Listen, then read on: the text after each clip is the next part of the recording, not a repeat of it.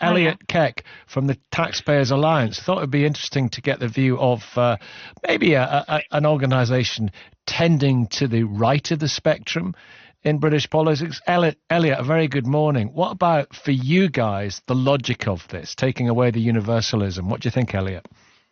Well, we can talk about the politics of this, and we can talk about the timing of this, and we can talk about the way that it's being done. And, those are all, I think, open to fair and reasonable criticism. But ultimately, the state has limited resources. We're already stretching the state to its absolute maximum. The state spends £1.2 trillion a year.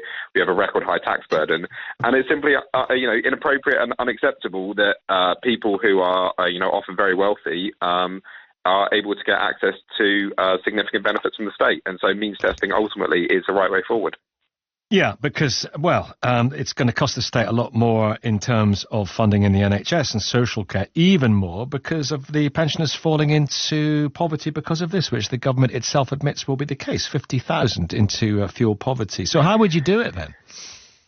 Well, listen, you may need to look at the point at which pension credit people start to become eligible for pension credit. You may need to look at the point at which people do get access to the winter fuel payment. But if you look at these, if you look at the broader picture of pensioners in the United Kingdom, around 80% own their own home, and I think that's 80% that own their own home outright. 1 in 4 live in a household with a wealth of over £1 million.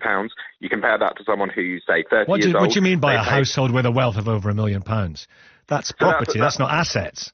Yeah, that's assets, not cash. Yeah, that's right, and that's always an important point to make. But nevertheless, we're still talking about people with significant amounts of wealth, and that is wealth that they can realise if they choose to sell and move. You compare that to, say, someone who's maybe 30 years old, right? Only 1 in 10 30-year-olds now own property.